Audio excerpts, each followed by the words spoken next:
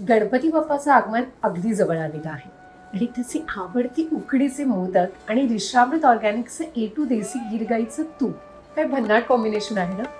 तर चला आपण बनवूया उकडीचे मोदक. परंपरेने जपलेले उकडीचे मोदक आणि त्यांना पूर्णत्व देणारं शुद्ध तूप, अशीच एक परंपरा आम्ही म्हणजेच रिश्रामृत जपत आहे.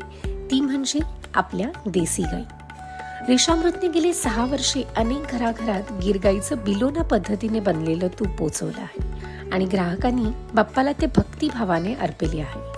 हा 6 वर्षांचा प्रवास फक्त व्यवसायाचा नाही, तर बाप्पाच्या आशीर्वादाचा, परंपरेच्या जपणुकीचा आणि ग्राहकांच्या विश्वासाचा आहे.